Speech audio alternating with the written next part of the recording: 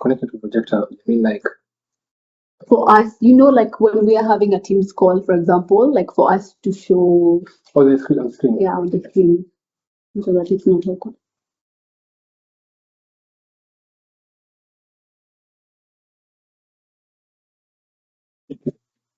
Is this the remote? Yes. Okay. Yes. Sorry, we had not started this up. We didn't think we would be a video. Hi. Sometimes it depends on the computers, it doesn't work. Mine works. I think hers work. Okay. Mine does work. So my computer, for example, doesn't work. Okay. You already tried? Yeah. Yeah.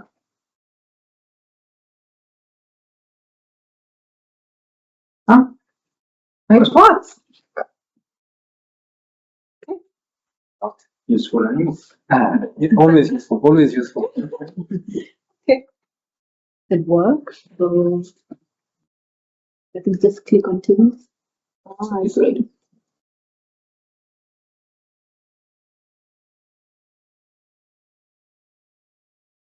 Oh, okay. The camera not working there. Oh, it's working. It's working. Okay. It's working on your side. It's also working on your end. So if you're recording, so we can record on your laptop and then I can be the one asking the questions, yeah? I think that's okay. The thing moves. What's the camera? The camera moves, but it moves. It's supposed to. So Lorenzo would make your screen the major screen and then increase the Okay, so just making you the major how do I do this? Nope. I was trying to switch. Okay. To switch to, but it's okay. You can also be on the small screen, that also works. Maybe you sit here. Also the switch seats. I don't think we need to switch. I think we just need to move backward a little bit. Yeah. I think this is okay.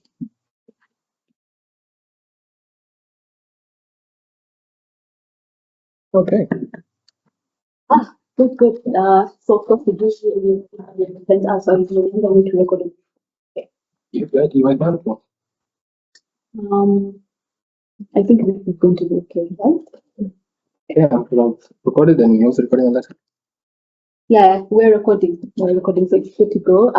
So thank you so much for making time here, Sean. Why don't you start by you introducing yourself? My name is Sean Bukusi. Sure. So my name is Sean Bukusi, and I identify first as God's child. So that's first. That's my baseline, and that's not something that's always been there. It's kind of come after a period of personal development and growth. So I think that's God's child. Next, I'm also a mama's boy. I grew up with that being being like an insult actually. But I have come to own it, and the reason why I would say I'm a mama's boy is because of the two mothers who claim me. That is my mother and her sister. They're the ones who raised me, that who claim me no matter what. I'm a mama's boy. Stories about my father, that's a long story. Last message I sent him, I told him I love him, he told him have a good life. He told me blessed, have a good life. And I was like, cool. He's taking quite a bit of therapy and stuff to deal with that, so I'm gonna dig into that. Next, I am a dad, I'm a doting dad. This symbolizes my daughter who's 4. And this is my son. It's 2 months in a couple of days. Oh wow, congratulations. Thank you. Thank you very much. Yes. Yes, so that is me, and then I think I can go to what most people identify with, the accountability, which is what I told you I do. I work with an advertising agency and I do strategy for them. And what that basically means is I read a lot and write. And then tell people what my opinion is or what I think we should do based on the data. What else? That's my accountability. And then I'd say I'm a dreamer. That's actually what I'd say in terms of work. I'm a dreamer because I think about all sorts of solutions and things, and then I figure out how to make them come into reality. That kind of is what marketing is. Use words to create reality. Yeah. Okay. So we can start. In your view, what does a meaningful life look like? In your opinion? A A meaningful life, in my view, is a life filled with love. Okay. A life filled with love. And that now comes into some sort of balance as work and play. So when it comes to work, it's how do you fulfill your purpose, which is why when I was reading through the GMI and purpose being one of them, I was like, that works. So through your purpose, and I discovered mine. Yeah, that's why I guess I have the peace of mind to come and share. And for me, that is empowering people. That's what I do. Okay. That actually kind of touches on my work, and I'll speak more about that later. Then for a meaningful life, I said balance you. So you love your purpose, and then you also love play. I love to play. And I love to play with the people I love, my beloveds, whether it's my children, the people in my life, friends, selected people who I enjoy playing with and spending time with, and who I can be my authentic self with. Yeah. I'll speak a bit more about that. Meaningful life, I don't think it essentially went hence there, because I went through the questions really thoroughly. I have my answers. I have my answers. But it's not a rehearsal, and there's no right or wrong answer to this. So meaningfulness means different things for all of us. So what do you think are the essential elements to living a meaningful life?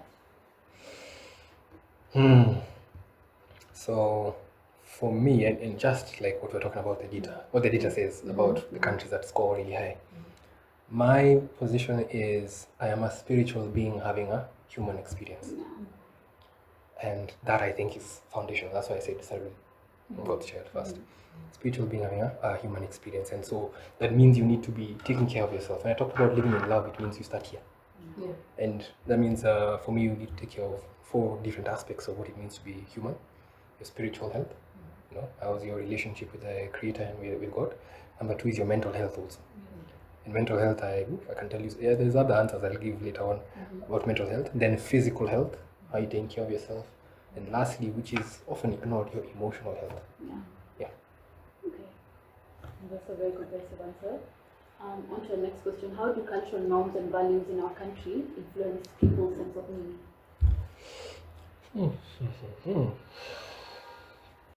That question, I think the answer normally almost pops out as if you're Kenyan. Where, okay, for me, I think for most people, it's about get rich or die trying.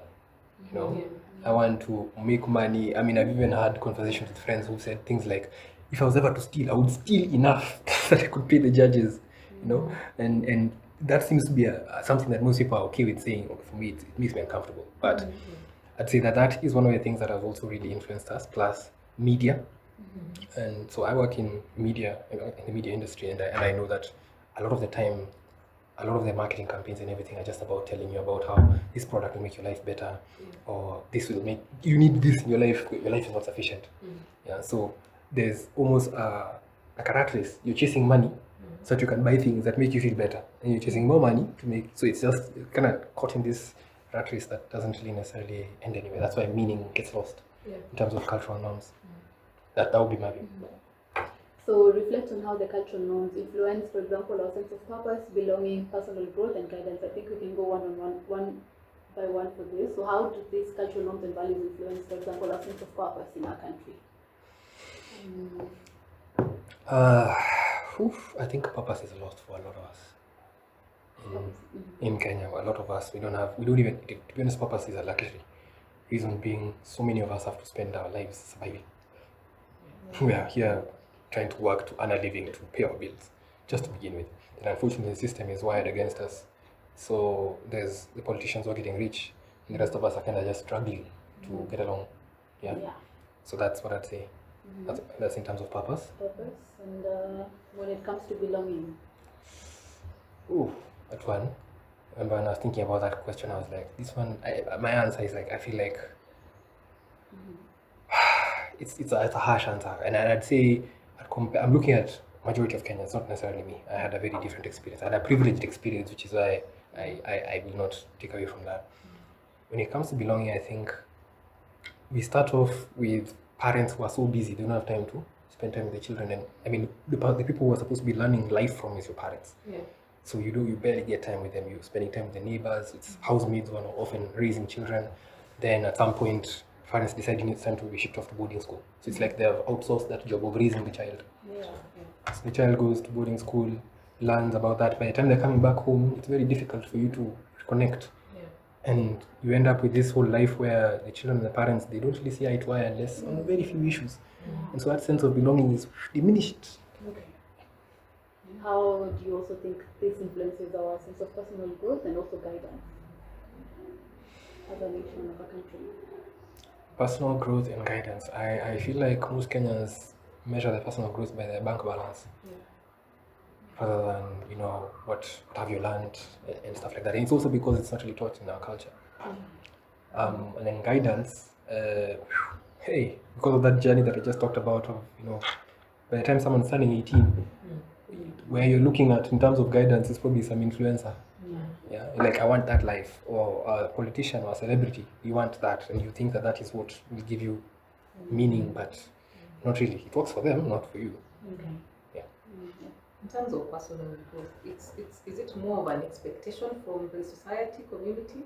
That's what people measure themselves against.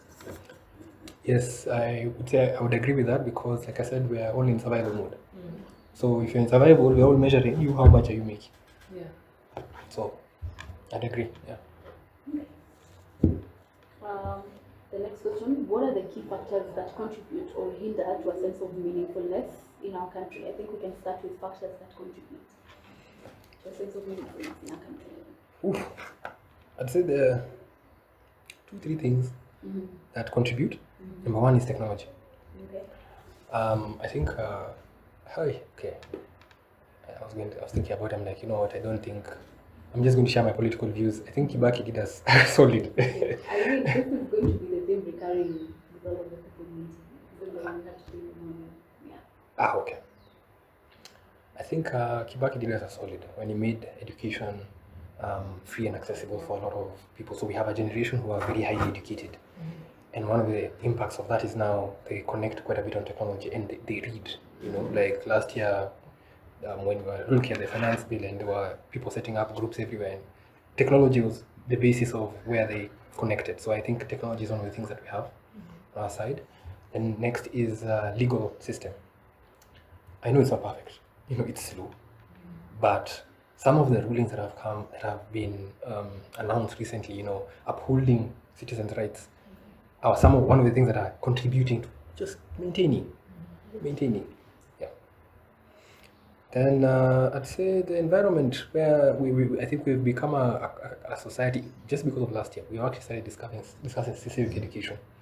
Where people are asking, you know, you oversee in this finance bill or things like that, which is irritating the government, but hey, it's something that is necessary. Okay. Yeah. What do you think are the factors that hinder a sense of meaningfulness in a country? Of course, we're going to start with political. Yes. The political system, and in my view, the reason why the political system struggles to function or struggles to serve the Kenyans is because it was inherited from the colonialists.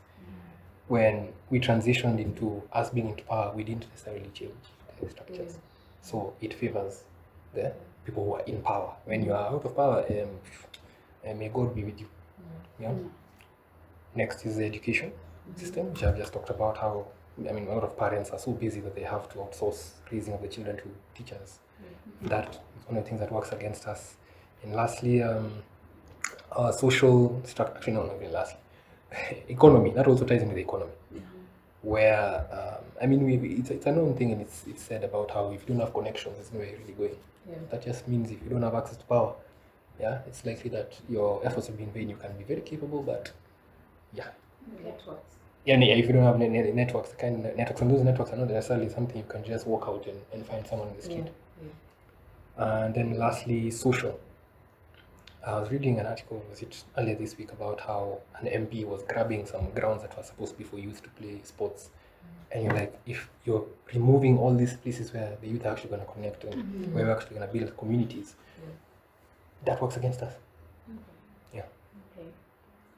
My next question is, do you think that economic wealth impacts one's life? Do you think that economic wealth impacts life's meaningfulness? This could be personally for you or even for people as a whole. Yes, it does. Oof, that's a good answer. And the reason I'd say that is because, sorry, sometimes I even make myself happy. Money is a means of exchange of value. And if you're alive, you're a human being. You need to exchange value or in some way, like you provide your hours to this place and they pay you a certain amount of money. Yeah. Or you want to buy a certain product or service and you need money. And there's some essentials that we need to cover, just at the basic. A lot of people live in poverty. And that scarcity is what creates that survival mindset. And that's why you find situations where people will do anything for money. But because it's not their choice. And that now strips them of the dignity that they have.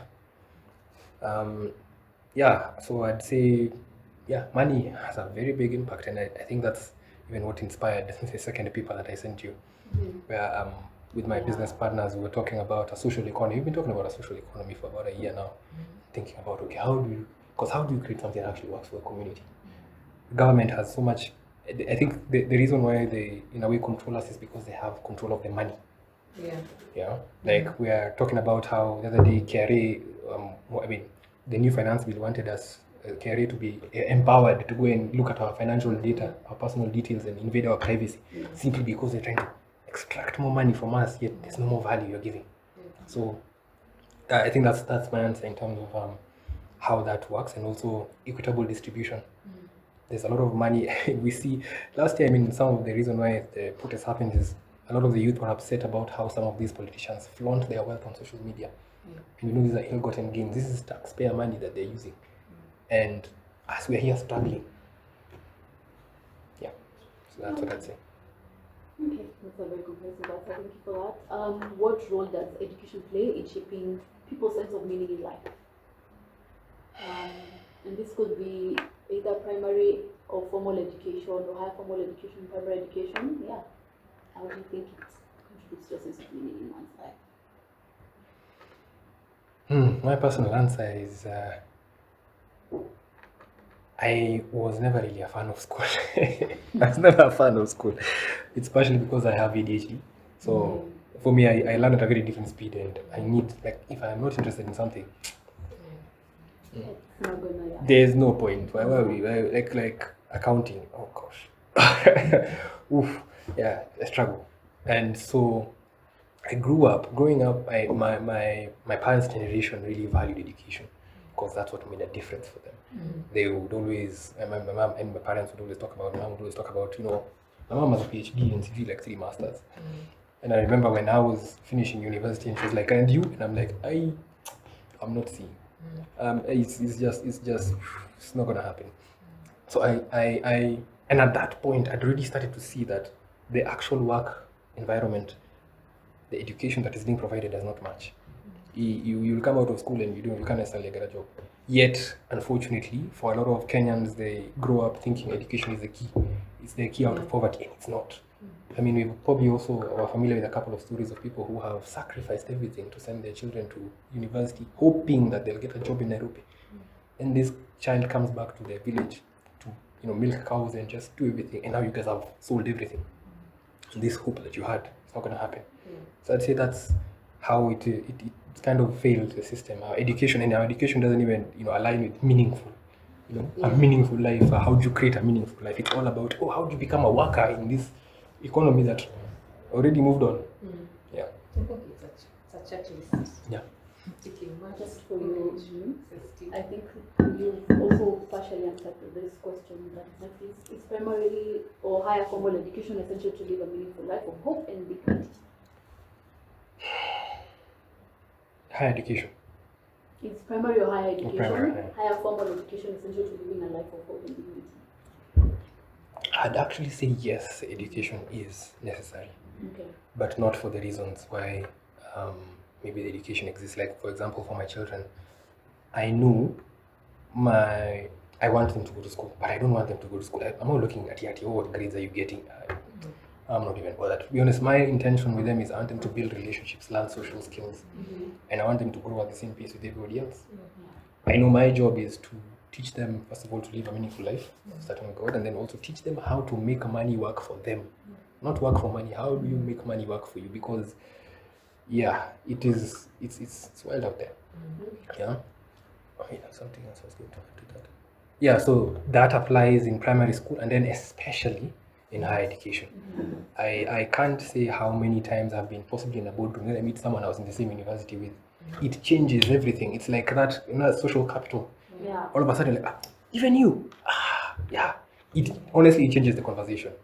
And so I'd say for the networks, for the value of the networks, that's why I'd say the education is important. Okay, so I want to take you back to the economic wealth. You know, you say that the government sort of owns everything. Yes. Yeah? Yes. So how do the people take back that power from the government? Wow. So, like I said, I'm a dreamer. And I dream of, and how my mind works, like I said, ADHD, my mind just simply connects dots. It's like, there's this here. How do you get from this to here? And then I have, like I said, I have the privilege, and I'm so grateful for all the experiences I've had in the course of my life. I've been an entrepreneur for over 20 years. Started multiple businesses that a lot of them are failed. One of them is actually still successful and running and growing. I'm very happy about that. And so that plus my work in marketing, and like I said, I've worked with multiple telcos. So like I know how M-Pesa works, I've worked with banks. So it's given me a wealth of experience to understand how money systems and just how the economy work, and I realize that the way it's working right now does not work. So the idea that I got, was it a couple of months ago, brainwave, is I realized, hey, wait, guess what? We have youth, right? And they're technology works for them. Like, and we in Kenya specifically, it's a Silicon Savannah where M-Pesa, I've heard foreigners who come in and they think they see that we deliver goods about a guy who comes, and then you also pay via M-Pesa. It's technology. And I realized the solution lies in tech. How do we digitize money? How do we make money accountable?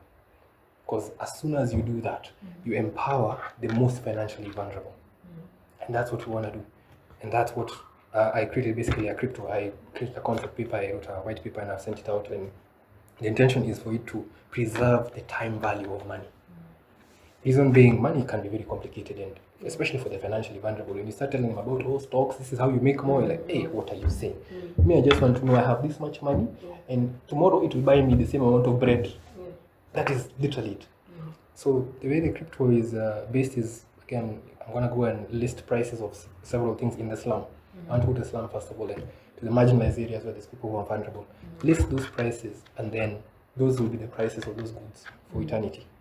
And then now you can buy into this crypto. Just basically move your money on this side, because the world that we're living in right now, the potential of World War III coming, and then now we have tomorrow, there's so much volatility. People do need that kind of security when it comes to their money. And then the benefit of using it on tech is you can have smart contracts which allow certain milestones to be met before the money is dispersed. So it's automated. So imagine even if they say, finance bill, whatever finance bill you say, it is fine, but it is technology that is going to be the guardrails that ensure that what is said is actually what is done before the money moves. That's my answer. The next question: what role does spirituality play in shaping a meaningful life, and why do you think so? For me, my answer to that is it is number one. Number one. I was watching, I didn't finish yesterday, I watched a few minutes of The Diary of a CEO. It's a podcast on YouTube. Yes, and today, the recent episode was talking about how the West is going to collapse because of lack of spirituality and everything. And they just started. In the first few minutes that I watched, the guy was talking about meditation, and how it's so important, and he takes CEOs and people to teach them how to meditate and find their purpose. And I was like, that's actually what human beings were built for. We're not built to work this hard and to move this fast. We're built to be slow, to be creative, to enjoy our music, to enjoy hanging out with each other. That's in my view is what, even for me, has kind of opened up. And I'd speak about my spirituality because even this morning I was meditating about how before my daughter was born, my relationship with spirituality and God was broken because of my father. I'm very free to say this. So my father was traumatized from his past and where he came from. As a result of the fact that he did not process and deal with this, he downloaded a lot of it on me. He was abusive to. I've done a podcast which I don't even mind if people know. And I spoke about my whole healing experience because it's taken years, like 2011 till like last year. Yeah. I think also healing is a continuous process. It is, yes. It's not linear. Yeah, exactly. But yes, and thank you. So I have done a decent amount where I'm like, oh, now I can be myself. I'm not driven by my triggers. So before that, my relationship with spirituality was driven by the fact that my father would abuse me and he'd also use Bible verses to justify some of the things that he would do. So my relationship with God was like, hey man, I mean, how can you just be doing this? Yeah. When my daughter was born at 7 months. It's 2 months before her time, and we were in hospital for those 2 months every day. When she was born that day, I went back. Oh, it's an interesting call. It's okay. I will pick it up later. Yeah. It's okay. I don't think the recording is not going to stop, so just ignore it. Okay. Okay, so my relationship with God was severed because of that abuse. But then when my daughter was born, that's when I actually realized how powerless I am as a human being. I mean, me, I have just this is all I control: my thoughts, my actions. Yeah. My daughter, who's in hospital, who, when we were seeing, we were in newborn ICU, where children will just, you see a child there one day, next day they're not there. You're seeing parents here in tears. Hey, It's traumatizing. it is. It is. Yeah, it is. It's People are traumatizing. coming in, being in the hospital, and then you're like, where did that person go? They're not there today. And then it really puts life into perspective. Yeah. So when I went back and I said, please, please give me her pain, give me hers. Yeah. I will carry hers. Just let her be. She has done nothing. She's just been born. And that's when I restarted my relationship with spirituality, and it's been consistent through. And I have it has made it just makes a difference to how I show up in the world. And that, because before that, also I mean the world was the way it was. But the way it occurred for me, I was also stuck in that rat race, chasing money. Yeah. Now I'm like, no, money is, it's important, but it's the love. Okay. My love is priority for me. So you feel like that experience did shape your spirituality and It did. okay, that is great. How do you think now, this is interesting because you've been on both sides of the spectrum. How do you think being non-spiritual impacts cultivating meaning in our life, in lives? I'm just remembering my life on that side of the spectrum. Yeah. So by a lot of people's standards, I should have been happy. Because I had a high-paying job at an advertising agency. I had no children, no family. I had a nice car, nice house, and I would travel. I would do all those things that were supposed to make. In fact, I used to throw a lot of parties. I was people pleasing. I did a lot of things, not for myself, but to show others that I'm happy. But I was miserable. Even the relationships I was in at the time were all about how I looked. It was all about image. Because I don't know, it's like I was trying to prove to others that I'm worthy or something, and trying to buy love and validation. And no matter how much I spent, I never got it. There was still just that hole that was there. And I also used to drink quite a lot, which is apparently normal in culture, And in an advertising agency, in fact, I was drinking a little compared to the other guys. But my life was, in fact, the reason why I know how much I was drinking was we used to have lunch with my mom and my brothers every Sunday, and I would show up and I smell like I just alcohol. I'm sweating alcohol literally. So technically, according to what people see, I should be happy, but I was depressed. Okay. Yeah. So that's what I'd say. Non-spirituals, leaving yourself. I feel like you just leave yourself open to the elements. Yeah. Okay. Are there specific groups, for example, the youth, the elderly, and marginalized population who struggle more to find meaning in a country, and why do you think so? I think it depends on country by country, and also community, family. But as of right now in Kenya, it's the political class versus everybody else. Okay. The political class, they want to keep the money to themselves, want to keep power and everything to benefit them, and then the rest of us, figure yourselves out. We'll give you a finance bill, we will keep it moving. But I think it specifically impacts the youth right now a lot more. And reason being, if you look at just the pyramid of the demographics, our median age is, we have so many young people. And these are young people who are educated, so they know. and then there's no work to, and it's not even like the opportunities, like they just don't exist. Unfortunately, past governments have also mismanaged a lot of some of our finances and our funds, and so we don't have the manufacturing capacity or even the opportunities to create those jobs and actually to maintain them. So I think the youth are disproportionately affected because it's like but you can't do anything about it. Yeah. Okay. That's a very interesting and comprehensive answer. So for you, what about the elderly, marginalized groups? How do you think maybe they do struggle to find meaning in our country? Marginalized groups also for sure. I mean, you said you had ADHD, so I think people on a spectrum also do represent marginalized groups. I don't know. I'm not sure. No, Just guessing. ADHD is a superpower. Okay. And Oh yeah. it's actually a superpower. I would not live without it. I'm like, why? and explaining the way my family was discussing it was a couple of weeks ago. Okay.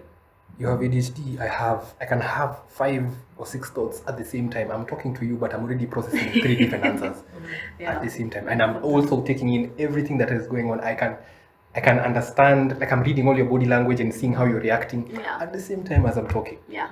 Now that is ADHD.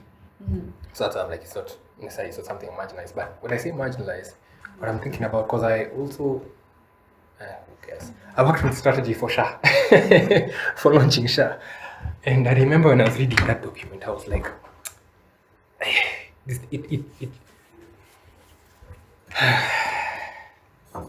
yeah, those are deep sighs because I'm just thinking there's the real marginalized communities where a lot of sometimes when you live in Kenya and you live in Nairobi, you think that this is Kenya. Nairobi is not Kenya. And in 2019, when I was working with Safaricom, again I got to go around the country, all sorts of places, Central Province, all the different provinces, and got to see what life is really like out there. People who live on less than $1 a day. Those are the people who I would say are marginalized. Okay. Yeah, and them, interestingly enough, they have a lot more community there. Actually, I have a good example. Last week we were having a presentation at the office where the guys from Baraka FM from Coast came and were talking to us about how Mombasa is very different from Nairobi. Nairobi is very fast-paced. We're all chasing something. Mombasa, they're very communal. They're very social. Like before somebody buys a car, they talk to their parents. Here, why would you be talking to your parents? You just show up and you show them, hey, I've bought the car. Yeah. So in some of those communities, despite the fact that maybe they don't have as much resources, they tend to now rely on each other more. Like even when you go sharks, the speed of life slows down and everything, and that kind of changes things. So in terms of resources, yes, they're definitely feeling it. But in terms of social connection and quality of life, they're doing a lot better than us. Then the elderly, for sure. We don't have any programs, to protect them. And then things like NSSF and NHIF has become SHA. NSSF is money keeps disappearing. And then just given how inflation in our economy is performing, if you are hoping to live off your pension, it's not even realistic. So definitely, again, resource-wise, definitely impacts the elderly and marginalized ones. Okay. How do you think guidance contributes to living a meaningful life in this society? Maybe to you, to people generally in society. Guidance it is a really big role. What is your definition of guidance? What do you understand? So for me, guidance comes from, again, the kind of purpose, but also vision. Like what's your vision for your life? What do you want to achieve? Or what does this group of people want to achieve? What do they want for themselves? And if I start from the top, I grew up in a time when we used to discuss Vision 2030. And it felt like it was far. And now we're 5 years away. And I don't even know whether the current regime has no idea what that plan is. They are not following it. They're doing their own thing. So you see, guidance is kind of lost in there. The only thing that I can remember to my mind that I hear from what the current regime says is, you guys want to remove us and you have no plan. But we're like, what is yours? What is yours? Okay. What are you? What do you want apart from just harassing us? Police brutality and doing all sorts of things like the AU bid, which is just to show people, we are. Yeah, that is not a plan. That is not vision. Yeah, So that lack of guidance, you see, is what is causing the discontent with our leadership on that level, and then it trickles down. From there to now even local leaders, and local leaders vary. Could be the pastor at church, could be an influencer somebody's following, a celebrity, or even maybe a podcaster you're looking at now. And then now breaking it down further is, in families, there's the person who's like the leader of the family, the clan leader or something like that. Again, that's guidance again from that level. Then in the household, I know, we have a variety of setups of households. There's single parents, so who's leading in that home? But then ultimately it boils down for me to as an individual, because there's what you want for yourself. It's your vision. Yeah. And that's where that's where spirituality comes in. Because for me, when I got that, all I want to do is just live a life of love. It simplified my life first of all. I was like, oh, okay. So I'm not even looking for success, I'm looking for satisfaction. Okay. So that's how guidance comes down and boils down to an individual level. Okay.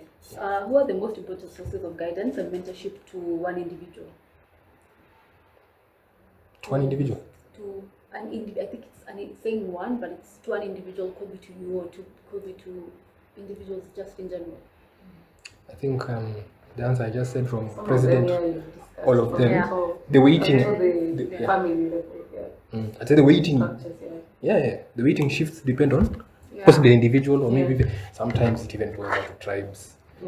I know for a long time before Raila showed us his true colors. Okay, no, he's been showing us, but I guess people are not really paying attention. The guide He's been for. showing us. There are guys who are like, Dad, Raila, Baba. Now guys are like, hey. Yeah. I think so. Not really. Some, let me say, a good enough number have started to wake up and question and ask themselves, okay, You've been following this person for this many years. yeah, and you've been thinking that this person has our backs, but if you look at his track record, because that's the thing.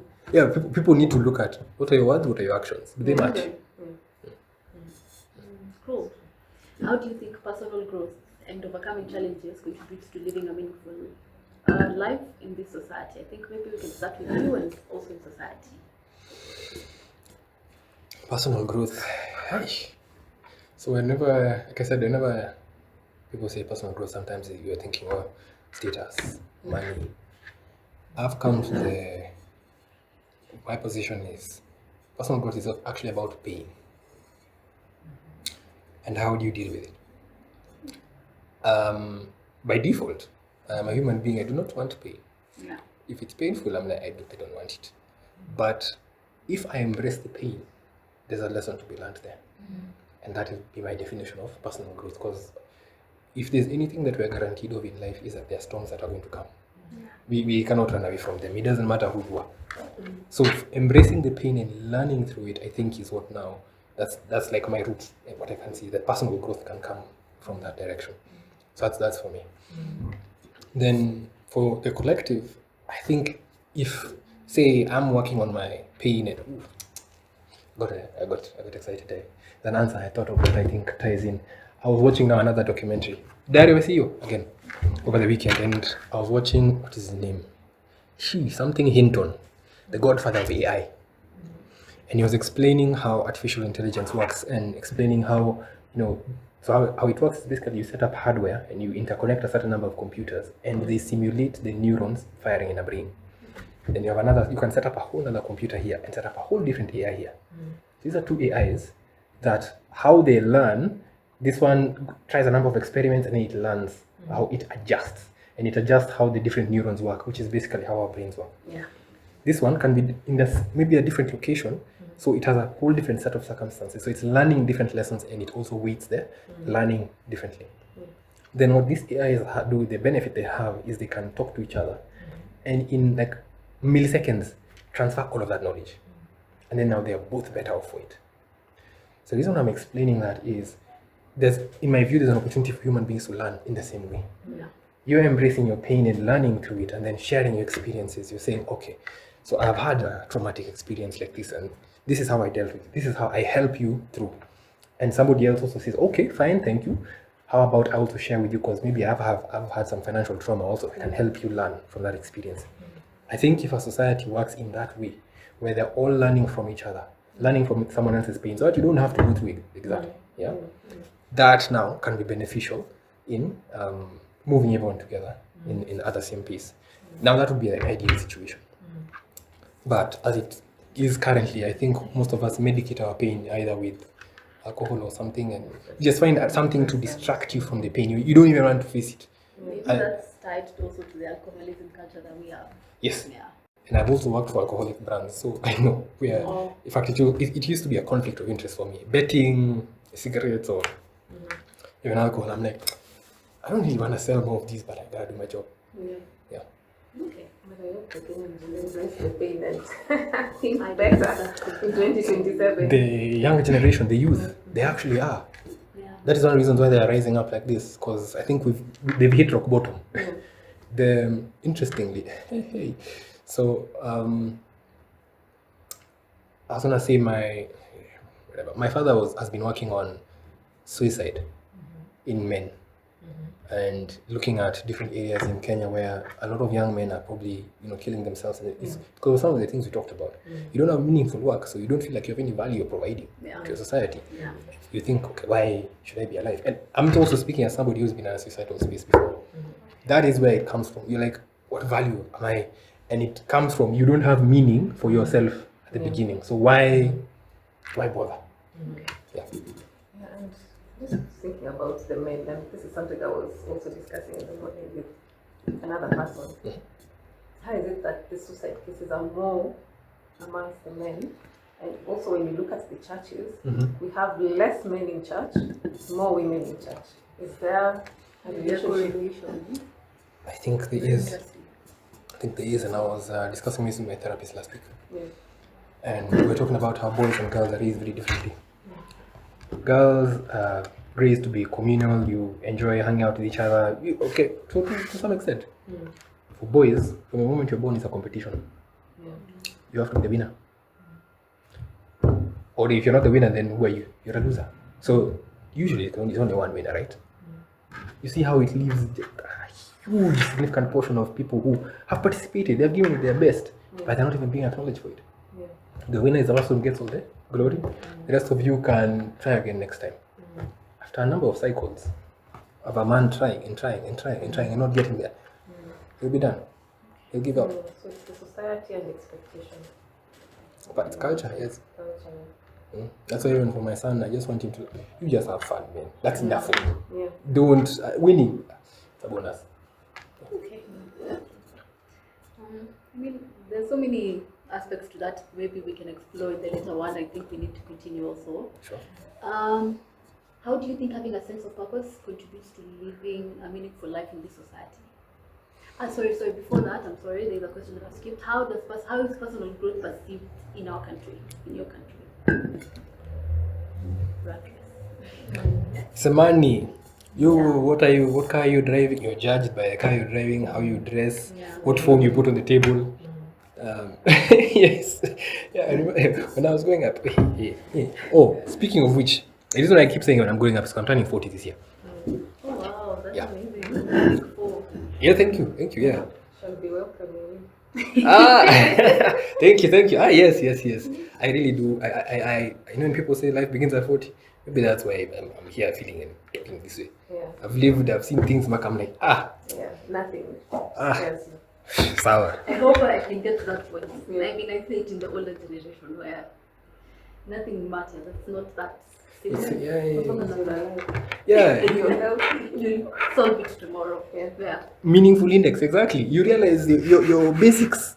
Yeah. Your health You need is peace, important. health, and your loved ones. You don't want many stories. Yeah. Yeah. Yeah, so how do you think a sense of purpose contributes to living a meaningful life in this society? I think for me, I'd say for me personally, because it's like something I discovered this year as I'm turning 40. Before I had a purpose, I had a clear vision of a purpose for myself, just me. It was attached to different things. Before I got before my daughter was born, it was about how much money I'm making, and what problems am I solving, and what ended up happening. Because remember I told you I was in my people pleasing era. Hey, I got taken advantage of. Like I remember in 2019, I made a company I was working for 200 million. Right now I'm suing them for 1. I signed a very poor contract. 200 million and one. Yeah. Hey! Again, not being grounded, balanced, I went and made the money, and then now I'm here busy fighting for them to pay me one, and they're acting like I'm, I can't believe. And I'm like, I have a contract, what's wrong with you guys? Yeah. So I was kind of lost. After my daughter was born, it was all about how do I keep her and the mother of my children, how do I help them? Yeah, how do I help them, especially in the traumatic phase? Then I think now when my son was born is when I was like, you know what? I need to be the best version of myself. Me. For me, to begin with, before I can pour out into my children. When that aligned, I think is when I started thinking, hey, okay, I've been living for others. What am I doing for me? For you, yeah. And I mean, to be honest, if you think about being human, we literally just have time in this body. That's all. So what are you doing with that time? Does it fulfill you? And that's how I answer that question. Okay. What are the most important elements of contributing to a sense of purpose? What are the most important elements contributing to a sense of purpose for people in our country? I think this you can put here. I wouldn't want this to go off. It still has so much power. It's still okay. I It's took a your charge. solid laptop. Mine is okay. Solid laptop. Yeah, your laptop is new. No wonder. Mine is okay. Yours is a Don't desktop. mean to brag. To brag. I'd say a sense of purpose is very grounding. Because without one, like I said, it's almost like lack of spirituality or left to anyone's whims. Anybody can tell you, okay, this, that, the other, and then and it applies on many levels in all relationships that you have. And actually, being human is really about relationships with everything. Relationship with yourself, relationship with others, relationship with work, relationship with the machine. Okay. Yeah. So. Yes. So I was going to say, now the other part of that answer, in Kenya, the current environment we're living in, people are so focused on survival. Yeah. You don't even have time to think about purpose. That's so true. Okay. Yeah. So, wait, the question I asked before this was the question on belonging, right? No, it was on purpose. Yeah. So the next question is on belonging. How do you think having a sense of belonging contributes to living a meaningful life in society? Sense of belonging. It is a very, very, very big deal. Like I just said about Maybe you relationships. can define belonging a bit for us. What do you understand by belonging? How do you belong? Where do I belong? Yeah. So I guess there's two ways to look at it. Like I said, before my spiritual life, for me, belonging meant being liked by many people. Okay. And I was liked by many people because I used to buy them drinks. I'd host parties where I do everything. Yeah.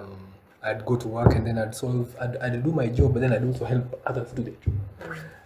And I thought I belonged. Surprise, surprise. When what happened was, there's two things. First, the reward for doing good work is more work. Yeah. I can see those are laughters of recognition. For more work, and then that's part one. Then part two is, when you rise up the ranks in an organization, immediately you reach the boardroom level and you see how decisions are made. You can ask yourself questions. You can ask many questions about where do I belong? Yeah. And for me, work was a big part of my identity back then.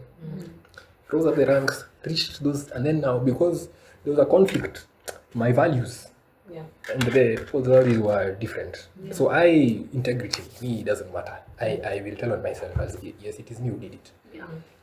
And then you're working at a company where people are chasing money. Then I was made the director of East Africa. I started asking questions about my P&L. Hey, a couple of months later, I'm told, we don't think this is working. And I'm like, I'm in shock. I thought I belonged. After all this time I've invested. So that's why I'm like, belonging has nothing to do with the number of people who like you. For people, that's part one. I'll leave that. Now, what does belonging mean for me now? Now, my spirituality and my walk with God has made me extremely comfortable in my own skin. By myself. I don't need anybody else. And I can just be myself. And it's not about, does this person like me? They like what I'm saying. No. For me, authenticity. Yeah. And so now belonging for me has become who are the people who I can be myself around? Because I often have to, if I go to certain places and I'm feeling some vibe, I'll just be quiet. I'm like, I don't have to, because I'm like, I can't really see these guys are here trying to compete about who has the best car, who has the best, and I'm like, hey, this one, and I'm like, when all of you die, none of you is going with them, yeah. And all of these cars that you're talking about, apart from just the comfort of moving, that's pretty much the benefit it has. So for me, belonging becomes about who can you be authentic with, and can you enjoy that, and that's the space of belonging. The people who you can be yourself with, and the number is a lot fewer, but the depth Yeah. is unmatched. How is belonging cultivated, and what are the most important forms for belonging? This could be for, I think, yourself and also society as a whole. For myself, again, it's continuously, when I said living in love, I love myself more every day. I keep finding new things, and I'm like, oh, and it's been a practice. It's not that I've always loved myself. Yeah, I've had seasons of life. Oh, yeah, it's taking some time. So I love myself more every day. I love the things. It's like I'm beginning. It's like, oh, this is beautiful. The more I do, more work I do in the healing and everything, it's like the more I remember who I was as an 8-year-old child. That child who just liked to play, just enjoyed good company and vibes, honestly. So I practice more of that. And the benefit is the more authentic I am, and I measure when I meet new people or meet old people also. I see how much of this authentic me can they tolerate. And that tells me where to. Yeah. It tells me how I need to show up in that space. Because I'll say, and one of the things that was disappointing for me was I realized, even with my family, who I love very much, there's things they can't handle about me. And it's not their fault. So it's now finding out where do you meet different people based on your passions and interests, and creating those spaces. And it's creating me. It's me creating. Not that I'll go find. It's me creating. And sometimes I'll find it's created, but more often it's me. So that's what I'd say in terms of cultivating belonging. But it starts with first being at peace and comfortable with just yourself. Okay. Yeah. That's a very comprehensive answer. What national policies or programs exist to support a meaningful life in this country? Right.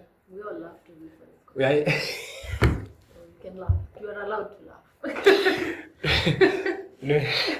I'm going to tell you guys, when I reached that question, I looked. And I said, hey. We have to remember, we're considering Danish people, they probably have something to contribute here. Okay. Yeah. My answer was, I am not aware of any at the moment, and I don't know if there are any programs. I don't know. It's okay. I don't know if they are there. Maybe I've not been told. Maybe I'm looking at the wrong places. Maybe I don't know. I don't know if it's news I need to watch. But then what I said is, I guess the rest of my that answer is, I realized no. Instead of waiting on others, I developed my own. Okay. Which was that cryptocurrency that I told you guys about. Yeah, I think you can tell us more. This is the question we're supposed to tie to. Okay, let's wait for her to come back and then you can tell us more about it. Yeah, you can tell us more about Hera. Is it Hera or Hera? Hera. Like And the Greek goddess? ooh, interesting. Good knowledge. No. Hera Okay. is love in my mother tongue. Hera, what is your Luo. language? Oh, okay. Okay. Hera is love. The reason it was so inspiring for me was I was like, instead of said you're gonna make money, how about you say you're gonna make love? Very interesting. Okay. Maybe you can tell us, let's wait for her to come back and you can tell us more about that. Sure. Yeah. Okay. Cool. I'm aware I've taken more time than. No, you don't have. There's no rush. Oh yeah. You created time for this. Yeah. I saw half an hour. I looked. I said, hey, those questions. Ambitious. More. Ambitious for half an hour. Yeah, but I think you're doing great. I think this is going to be a very interesting transcript for us to transform into a report, and hearing all the different views, even for me, it's making me reflect on, like, I've been here for a while, for almost a year now, and I'm like, wow, by the way, what is meaningful to me? What matters in my life? I think the earlier I start asking those questions, maybe the better. I'd say yes, the earlier. Yeah. Now that you know, you can start asking now. exactly. What And then- matters in my life? What Yeah. which spaces can I show up authentically? What do relationships mean for me? Yeah. I mean, that's the thing we have. The advantage we have from millennials, we have a lot of knowledge, and that's why even when we were talking to our parents, we give them grace. We were like, yeah, you were doing whatever you could do with the resources that you had. There was no talk of therapy. There was no talk of healing. There was no diary of a CEO to discuss. So yeah, I think maybe we're in a better position to that, and it would be a shame for you to have all this knowledge and not educate yourself or make yourself better from it. True. Yeah, that's so true. True, I agree. She's back. So yeah, tell us more about Hera, your cryptocurrency. What was the question again? Question 13? No, but 13 is my lucky number. Really? I was born on Friday the 13th. How is that lucky? I thought Friday the 13th was a doomsday. Okay. The question is, That's true. Actually, that's what most people think. but for you, But now, and this is also to answer the question. Do you know, as human beings, that we actually make meaning? No, we are down to create meaning. We make things mean things. mean something. Yeah, we're actually the ones we actually make things mean something. Yeah. So if a number of people agree that 13th is a doomsday, then that's the meaning they have made. Yeah. I made the meaning that it's lucky, and it has never failed me. Okay. Yeah. Oh, okay.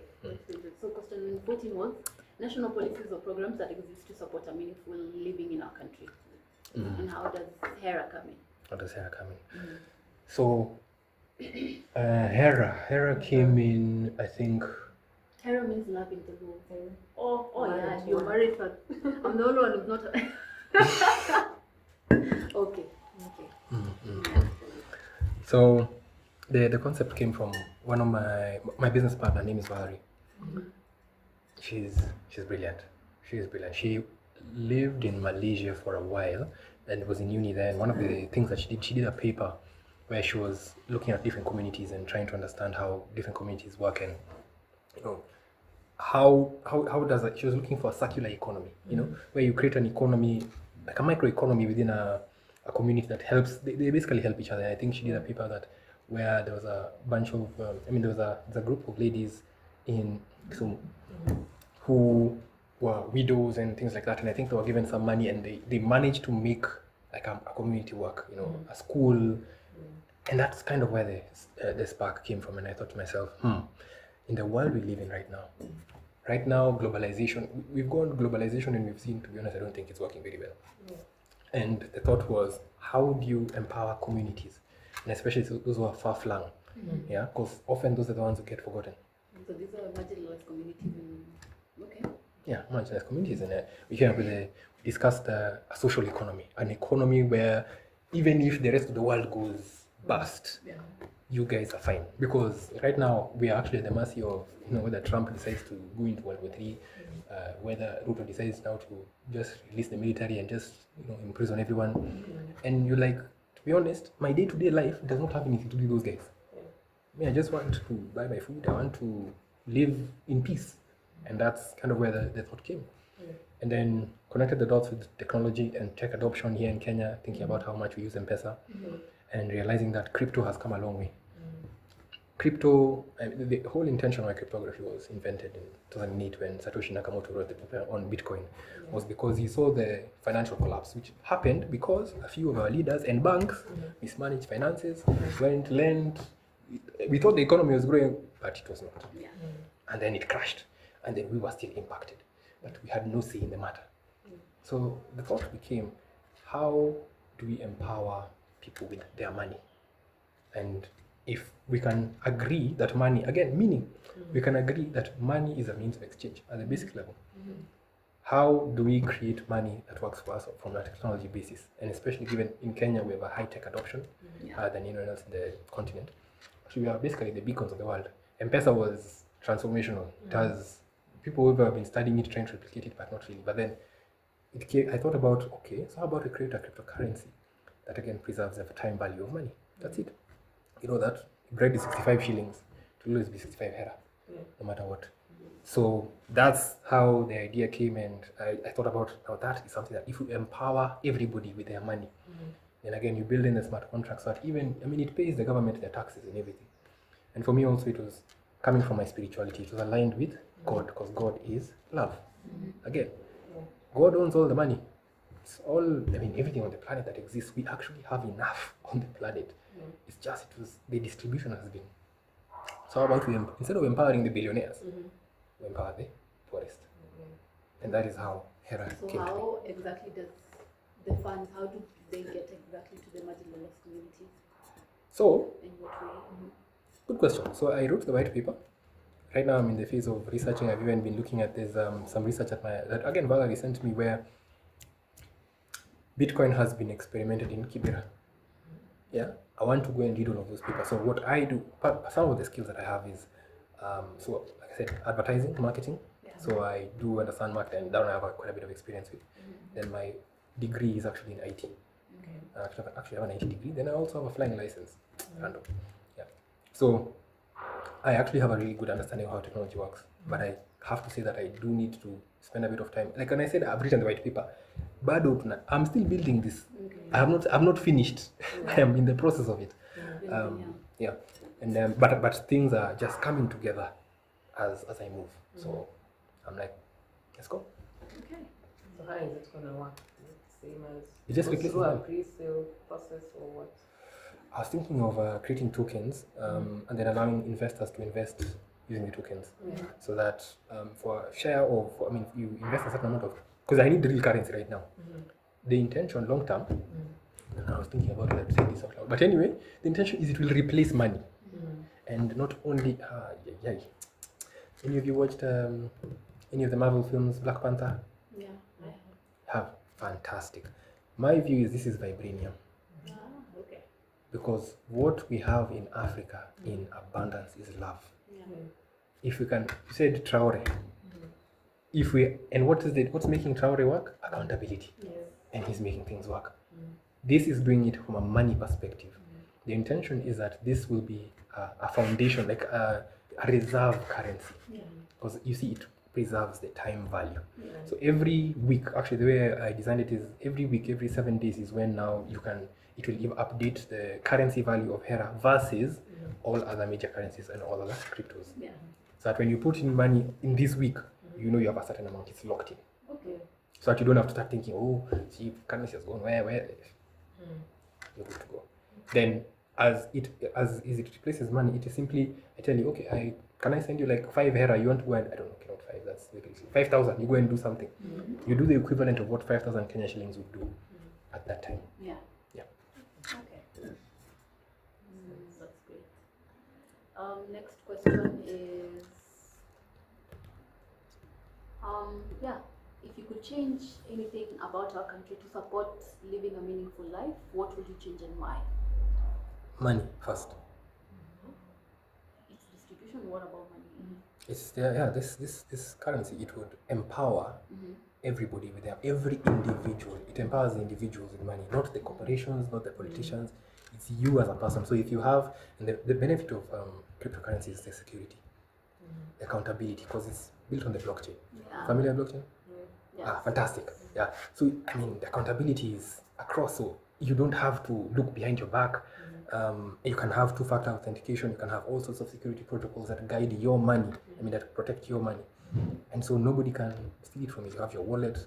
The only thing I was thinking about is I need to create a USSD portal because I know a lot of M-Pesa USSD transactions. So that's actually what I would do. In fact, I'm going home to basically create the campaign I want to use tomorrow to flip the narrative, because people are going to be upset about money and the finance bill. I'm like, how about we fight back with love? Yeah. Because this is how you take your power back. Because as soon as you have control of your money, as soon as governments and politicians cannot play around with your money, then you guys are empowered. Then now, imagine if you, because I was thinking about it, imagine if you know you have a certain amount of money in the bank. You know now you don't have to, I mean, Hera in that store, you don't have to think about, oh, okay, what am I tomorrow? You can actually now relax. The problem I have right now is I know when I'm paid at the end of the month, that money will buy less than last month. And the month before. And last year, I can't even compare. And then from when I started the job, But how are you going to simplify the communication to people mashinani, like in terms of like Fantastic. with the wallets, with those complicated exchanges and stuff. Oh no. This script is not about those exchanges or anything like that. It's literally about how do you know the way we use money? Yeah. Exactly like that. It's just going to be like, yes, you can pay via PESA or you can pay with. It's going to be that simple. Like the user experience is going to be and again, this is now my experience in marketing and everything, and then also translating it into local languages. Yeah, and using like local pastors or the chief. Okay, no, the chief. It will become a bit tricky, but chief influencers and people who will actually talk to people the way they understand, and just show them that look, you can use money this way or you can use money this way. This one, it gives you the time value. Like you don't have to think about it again. Yeah. Okay. Yeah. We're almost coming to the end. What do you think living a meaningful life looks like, and can you describe it briefly? A meaningful life for me looks like again that balance of work and play. Me being able to use my gifts and talents to empower others. For me, that's my purpose. Yeah. But at the same time, also having time to play. I think that's what has been the biggest lie of growing up and becoming adults, that we shouldn't be playing. Yeah. We were built for play. Yeah. Yeah, I mean, we grow and become full-size adults, but we are still children inside. It's And the same response I got. Like growing up, you were free to do whatever. No one is judging you. I mean, you're innocent. You deal with the neighbor's child and nothing happens. But now, as you grow up, things change. yeah, so that would be my ideal life, spending time with my beloveds, hanging out, traveling. I like to travel. I want to, I want to take my children to, there's a Disney park in Singapore. No, is it in Singapore or is it in Malaysia? I don't remember which one. Yeah. I'm trying to remember which one. There's one which went with my brothers when we were kids, when we were teenagers. They had this show on the beach, and it was really fantastic. I'm going and taking my kids to see things like that, and going with like the cousins. That's the life I want to live. And to play. And yes, so a balance of that, and then not thinking that life is all rosy. I mean, like we said, storms will come. They will always come. But then creating structures and a support network where you can deal with these things. And I say deal with them powerfully. It doesn't mean I want to be crying or breaking down. I am human. I embrace tears. Hey, you have to let the pain out. Yeah. But having the structures to know that can happen, but at the same time, how do we maximize? How do we enjoy as much as we can? Okay. I think our final question. Can you share about a time where you felt a deep sense of meaning? Even if it was not necessarily a happy moment? The answer to this question is in this moment right now. This is meaning for me. Okay. Because Great answer. as far as I'm concerned, as a human being, you only have right now. Yeah. So if you're not making meaning of now, so for me, this is really meaningful. It's been like even having this conversation off the back of what's happening tomorrow. Yeah. I mean, there's no way I'm going to come tomorrow. I wouldn't want you guys here also. So the timing is just. Okay.